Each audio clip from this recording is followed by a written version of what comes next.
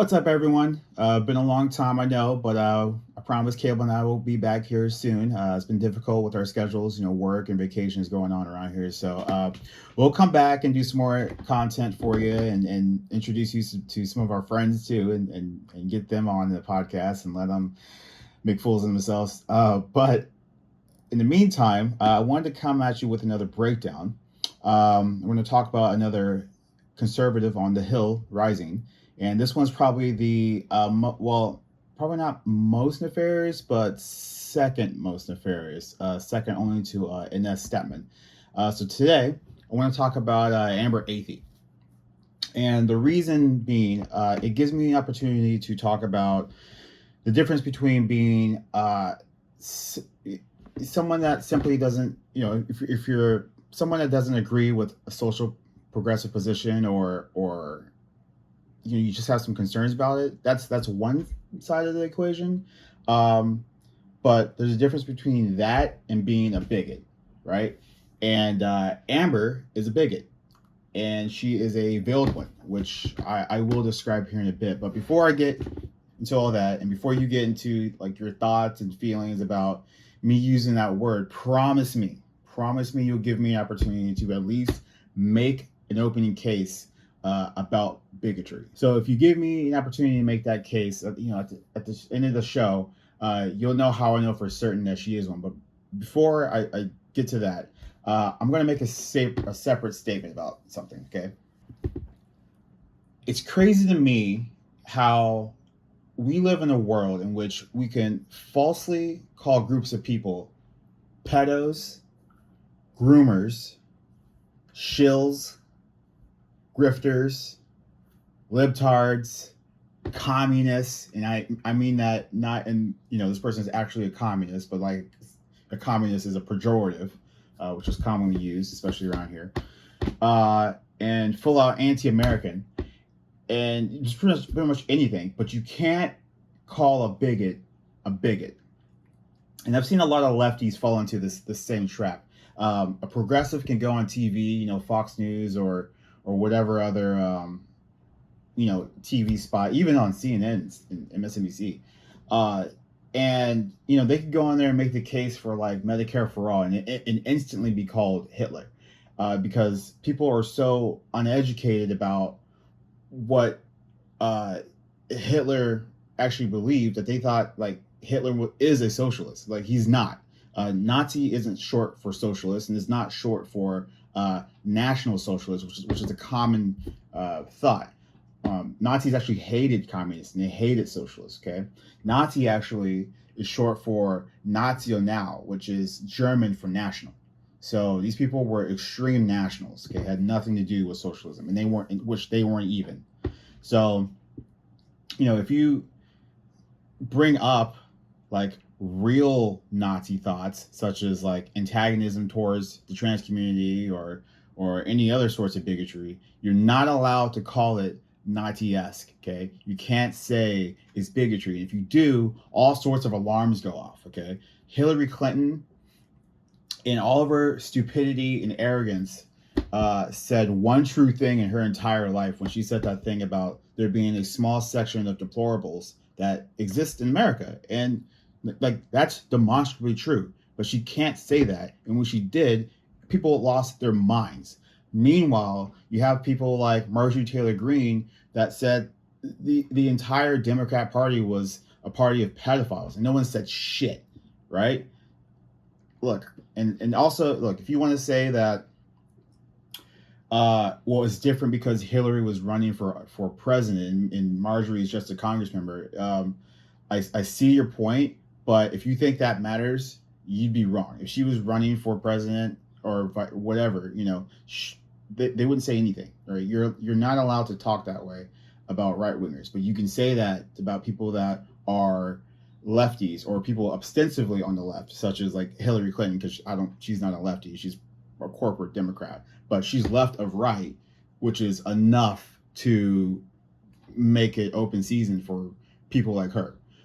So, they've trained the left with their bitching and crying about being called bigots, and they've made everyone afraid to call a spade a spade. Well, I'm going to say right off the bat, and since this channel is new and you guys don't really know me that well, I'm going to tell you right now, I'm not afraid to say that type of thing, and I don't mince words. She's a bigot, and she's an anti-trans bigot. And also just, just to bring you a little bit more into like knowing me, like I'm someone that used to be one also. I used to be a trans bigot, not as toxic as Amber, but I was definitely in that like realm probably back in 2014, 2015-ish time. I remember having conversations with Caleb, and I'd be like, yeah, uh, you can be trans if you want, but if I had a friend who was trans, and or if I had a friend who was like a robot or something, I'd say something stupid I thought was so clever. But yeah, if you thought you were a robot, I'd let you be a robot, but I'd have to pull you aside and be like, hey, just so you know, you're a human, or something fucking just hyperbolic and glib. So I she's a bigot, and like I know what I'm looking at when I look at her. She's me from like 10 years ago. So luckily I've been able to educate myself and learn, and also refine my understanding of how I feel. It actually will refine my libertarian attitudes to the point where, I don't have those types of thoughts anymore. And now I've decided, just also as a black man, that, whenever I see a marginalized group, I'm going to at least put my voice out there and fight against it on their behalf.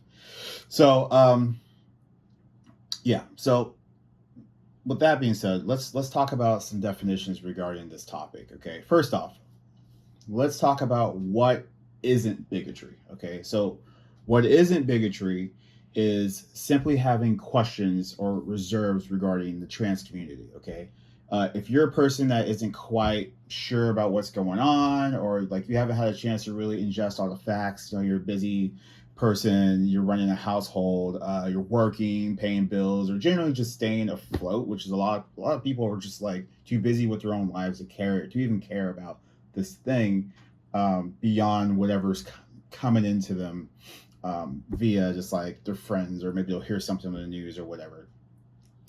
If you're that person, you just think things maybe are kind of fishy, and you're just not sure. That's okay, right?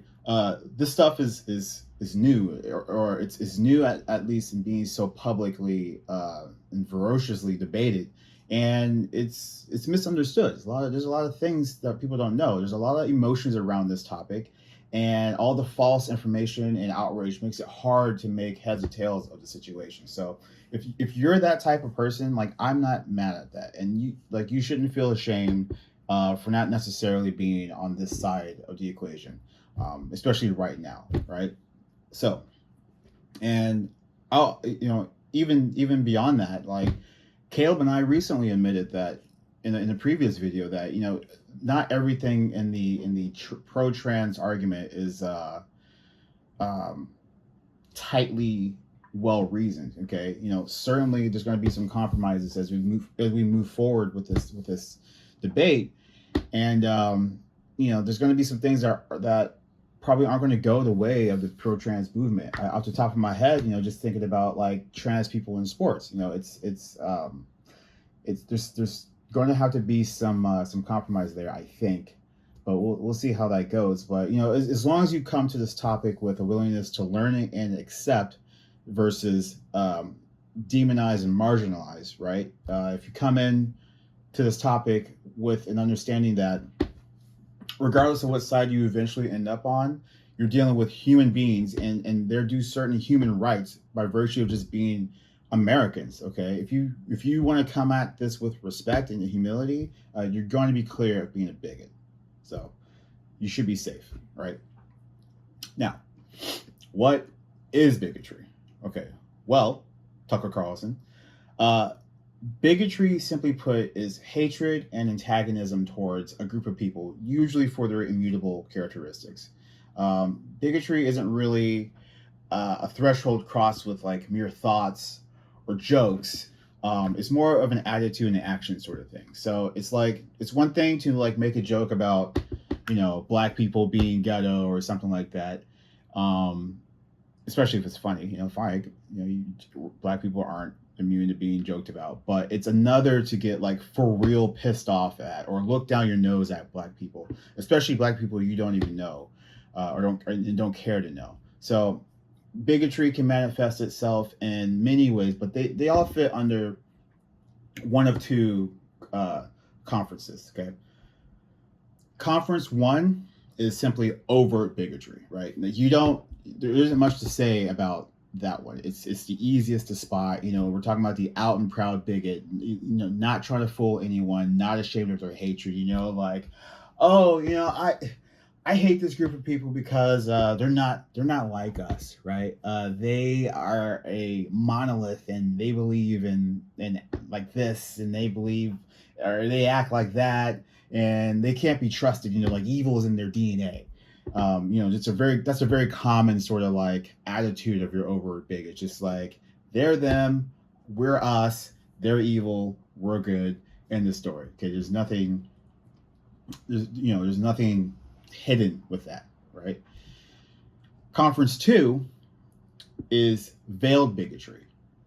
Now, these people believe the same shit as the overt bigot, but since overt bigotry fell out of style starting back in the 1960s, if you're familiar with Lee Atwater and the Southern Strategy, you know why. But somewhere around that time, people started to think, okay, bigots, we need to start to formulate reasons for our hatred. It doesn't matter if the reasons are real; they can be completely unfounded or absurd. But they just need to be available. So if I get pressed on why I don't like this group, I'm not immediately put into a spot where I have to just admit, you know what, I just don't like these people. Okay. I have all sorts of different reasons now. A veiled bigot, you typically cloaks themselves in a cape of virtue. They fashion themselves as heroes and protectors of some sort of vulnerable group. Historically speaking, children, even though historically and demonstrably, children are never really under attack, and when they are, is never from the groups or things that the veiled bigot chooses to try to protect them against. It's always something else in which they completely don't they don't care about that real threat. They never seem to care then. It's just always when it intersects with their bigotry. So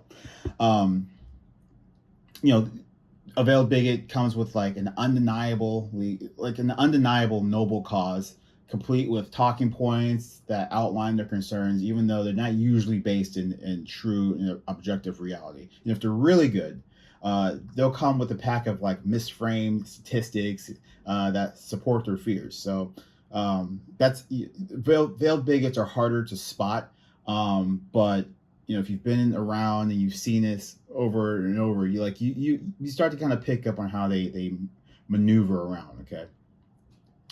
And for the record, systemic racism falls under the category of veiled bigotry. Okay, so let's get to Amber. Amber is now seemingly the Friday conservative for the Hills Rising. So if you're unfamiliar with the Hill, I guess they're technically heterodox. I don't know if that term necessarily fits, but they usually have one left winger on, and they are on the show debating and having conversations with the right winger, and then you have this like sort of like back and forth between these two personalities. So Amber goes on and she replaces Robbie Suave on Fridays, and Amber has like an absolute bone to pick with the trans community. Okay.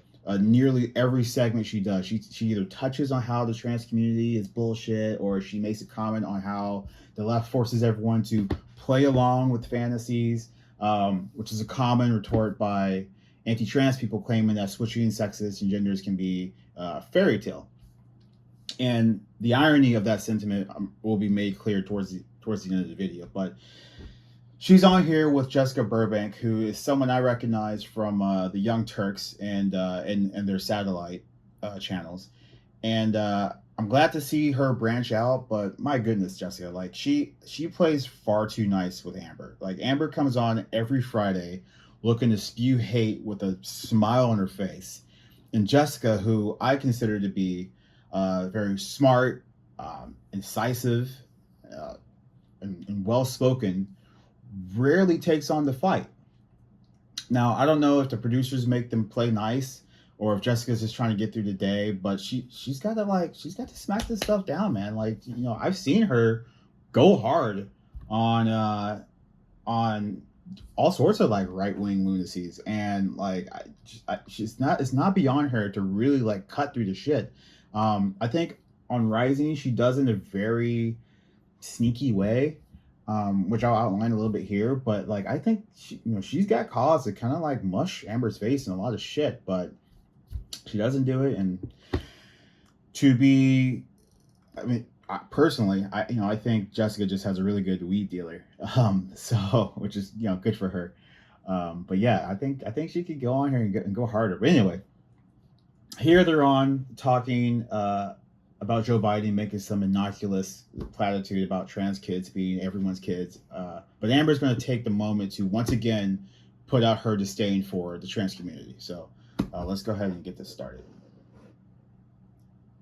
The White House unveiled measures yesterday in response to numerous GOP-led bills banning child gender transitions and books showing sexually explicit material. What do you think about Biden's comment that the kids are our kids? It's not a very politically popular message. It basically lost Terry McAuliffe the governor's race in Virginia. Yeah, these are our kids. It's very... As he sniffs one's hair. Yeah, Biden is not the best speaker. We know this very well. I think that a better message from a president of the United States would be, we have a lot of freedoms and rights guaranteed by the Constitution. Are you infringing on a family's right to raise their child by denying them medical care that they want their kid to have or health care that they want their kid to have? I don't think that would be extremely controversial, and it might be better messaging than saying your kids are my kids too, they're all our children and we should protect them, and that's why I'm against these laws. I think it's really a bad message from Biden. It doesn't seem like one that was even fleshed out by a team. All right, sweet Jessica. Jessica thinks Amber's opening shot was a political question about like Biden and like strategy or whatever. No, Amber's shot was over the idea of kids being trans and her horror behind that. And later she admits that Terry McAuliffe's laws had nothing to even do with trans kids. Okay. Now, Jessica responds in a way that outlines political messaging because she doesn't have anti-trans brainworms, right?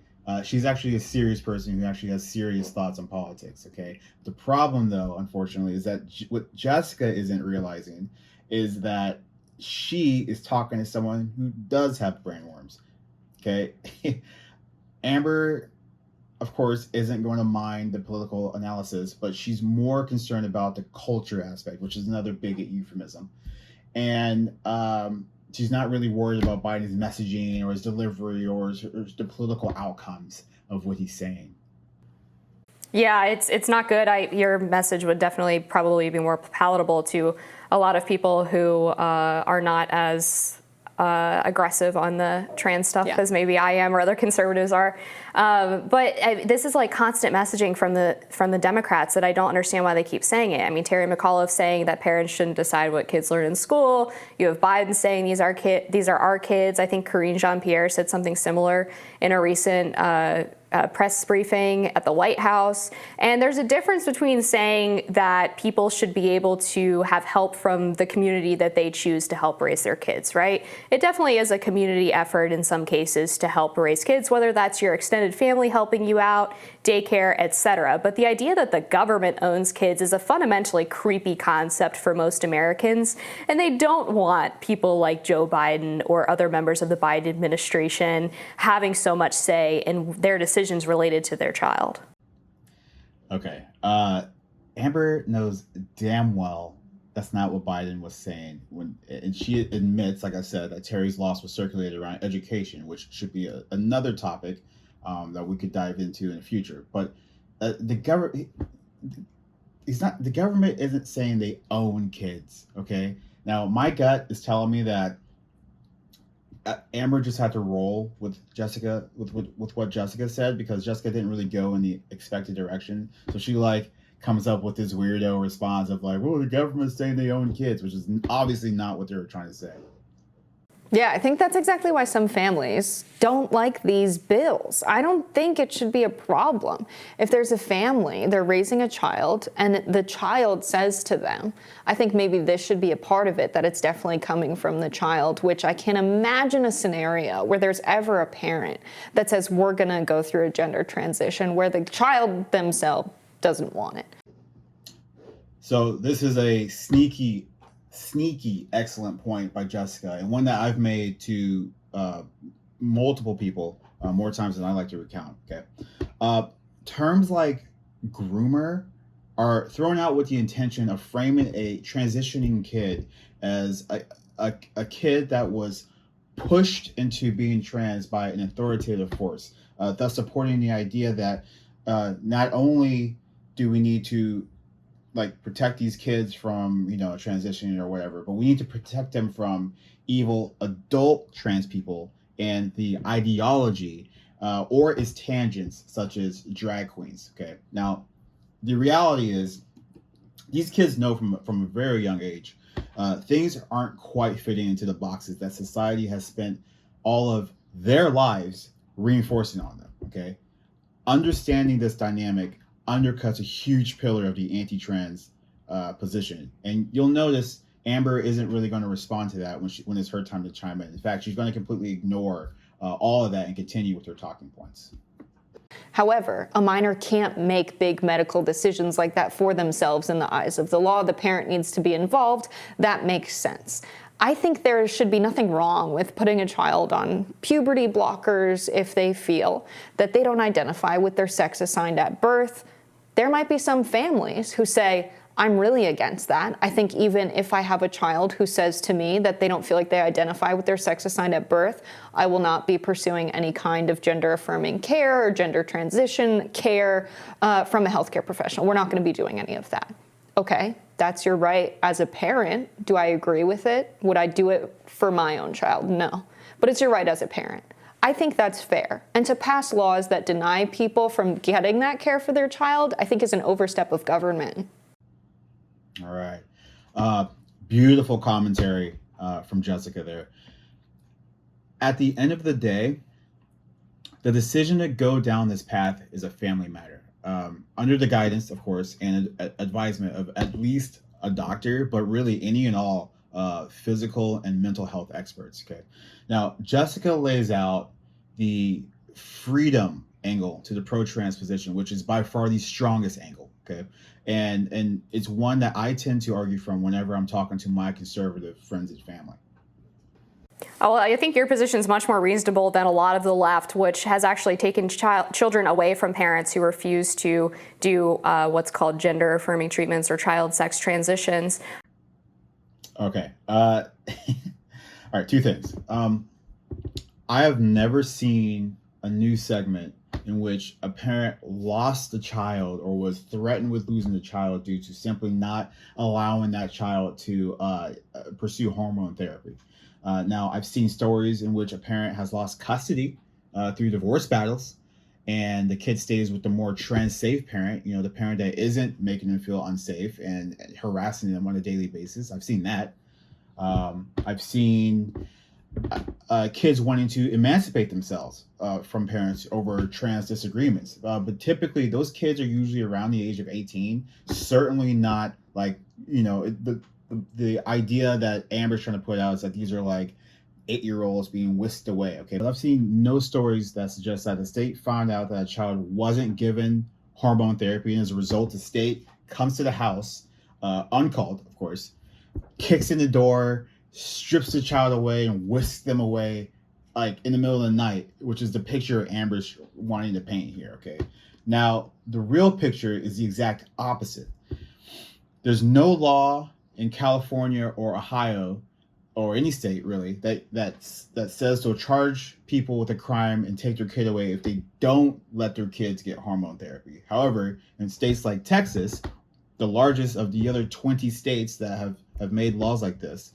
There are laws that will charge a person with a crime if they do let their kid get hormone therapy. Okay, Amber, in keeping tradition with all bigots, has to flip reality, right? She has to pretend that that the bad thing that's happening is actually happening against or in support of her position, but it's the opposite. She has to flip reality and falsely frame situations in order to veil her bigotry. But I think that these things are child abuse for a couple of reasons. It is very common that parents basically project their feelings about the kid's gender onto them. About 50% of moms of sons who say that they identify as girls have borderline personality disorders. Okay, so this calls back to what I mentioned earlier. A top pillar of the anti-transposition is that the child didn't come to this conclusion themselves. Okay, and that tactic presents itself in Amber's so-called like fact as, oh, these children are being swayed and abused by mentally disordered parents. Okay, well, if that's the case, Amber, what is your position to force drug the parents for mental health? Like, should we be pumping drugs into them so they don't have these crazy thoughts and put them onto their kids? Would she suggest that we build a mental health facility and give free mental health care, right? Or should we just take the child away? That very thing that just 10 seconds ago, she just tried to decry and claim that that's what the left is doing. In addition, about 80% of kids who say that they identify as a member of the opposite sex end up growing out of their gender dysphoria by adulthood. All right, so this is another poorly framed stat. Now, I don't know where Amber got her information, but I did some research on this and looked it up myself. Now, the NIH lays out a clearer picture of what's happening, far clearer and nuanced than what Amber's going to do. So first off, the NIH is quick to mention that the number of children with gender dysphoria are widely unknown. Therefore, the percentages are unknown. So, we can't say, well, 80% people did, like, we don't know. It was just 80% of a group. Okay, so in this test, the NIH conducted an experiment with 130 kids. Okay. Second off, though the study did show 80% of these kids dropped from transitioning, the kids cited above all other reasons that the reason they didn't continue transitioning was due to social environment. So in other words, they were bullied out of pursuing their happiness because they knew that life would be very difficult for them and society would treat them poorly. So not because they realized they weren't trans, which is what Amber is trying to assert here.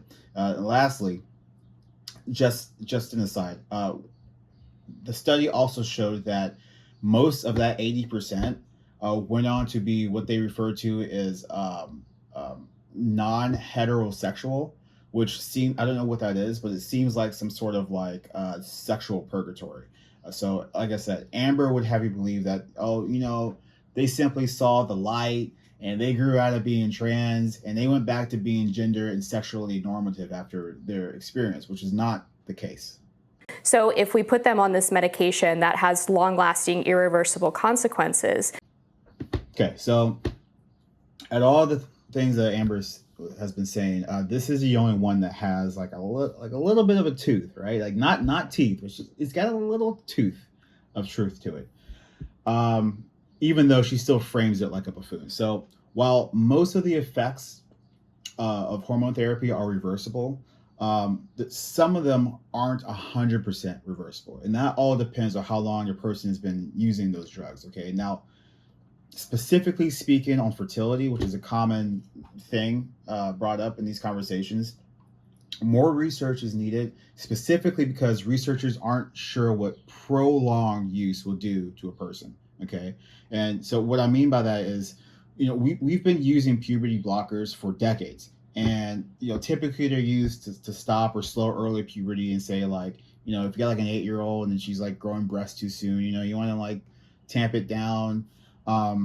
They'll use hormone blockers stop their growth. Use them for like 3 to 5 years, and then take them off at a proper age for them to continue developing. Perfectly safe, fine, no big deal.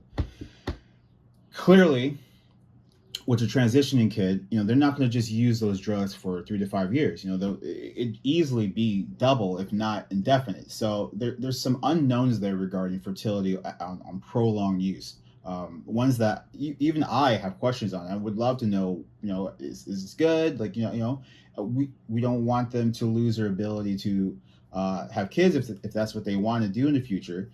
But that's still, it's not framed in the correct way, or in a way that Amber's trying to frame it, right? So, but if I were to throw her like an olive branch and say, if we want to put forth laws, or like, okay, well, you can't use blockers until their kids are 4 to 5 years from being 18, in which then they'll be able to be old enough to decide and keep going or not. That's a more sound position to take. But we know, like, bigots aren't here to craft or discuss solutions to their concerns, right? They're only here to crush and marginalize. You're basically not giving them the opportunity to come to terms with the body that they were born in. Not to mention the fact that there's a study from Stanford that found that gender hormone therapy does not actually reduce suicidality, depression, or anxiety in children who get on it who suffer from gender dysphoria. Okay, I guarantee, first off, that study showed the exact same thing that NIH study showed. And made clear that the reason for like, if there is depression and stuff like that, it's because of society and how bad we treat trans people. But also, she's going to cite Stanford. Why didn't she cite this other study that shows better mental health found among transgender people who start hormone therapy as teens? Huh? You think it's possible that she just didn't want to undercut her own argument? Or, it's quite possible that they keep those type of studies on the libtard section of the Stanford website page. So not only do these treatments not work, but they also have permanent consequences for children, whether it's sterilization, brittle bone syndrome, or mental fog and brain development issues that come from transitioning from puberty blockers to hormone therapy. Okay, so just as I covered, that list of concerns stems from being, unknown, all the way to being flat out wrong. Okay. So anyway, they go on to like have more conversations about like gender clothing and toys. But let me go ahead and get to this last thing, in which I show how absurd Amber really is. Okay. So as you saw, she crafted her whole argument about like wanting to protect kids, going as far as calling the pro-trans rights position and their parents as being child abusers, right? And that's extremely rich, and I think you're going to see and understand why here in a bit. Okay, so to set this up, this is a separate segment from Jessica and Amber, in which, like from the same day, in which they are like talking about that potential UFO in Las Vegas, which I'm into UFOs, so I'm hoping that's something there. But anyway, Amber lets something slip in the middle of this conversation, so let's play this. I'm terrified of the aliens. I think aliens are probably demons. That's like my weird Catholic nut perspective on it. Did you catch that? Amber is a Catholic. What do we know about the Catholic Church, huh? What, that they throw ashes on their forehead once a year? No, that's not what we're talking about, of course. What I'm talking about is the fact that the Catholic Church runs a $4 billion pedophile ring. That's billion with a big old capital B, right? B for boy raping. That's like $4 billion bucks. Did Jeffrey Epstein spend that type of money on his sex ring? That should tell you like the type of numbers we're dealing with, right? Like 4 billion seems like the type of money that would make Epstein blush. Okay, like Catholics abuse so many kids, it's not even shocking. It's reached a point where it's a joke now. It's not even a good joke either. It's low-hanging fruit. If you make a Catholic priest joke inside of some comedy club, you might get called a hack. Like it's so worn out. Like you can't even do that anymore. So Amber's over here talking about she is worried about the kids. Oh, you worry about mental health? Shit. Okay. Well, what's your mental health gonna be like after Father O'Graby's been clapping them ass cheeks, huh? She's a Catholic. What are we not going to see from Amber? What about the kids? Athey. Like, what is she not going to do a segment on?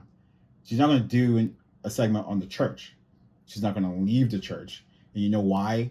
It's because it's not about the kids. Now, what's happened here is that Amber has found an intersection between her hatred of the LGBTQ community, specifically the T, and the ability to feign concern over these kids. Okay, she's found a way to veil her bigotry with wanting to protect the kids. Okay, this is what I refer to as right-wing intersectionality. And so it's like, yeah, I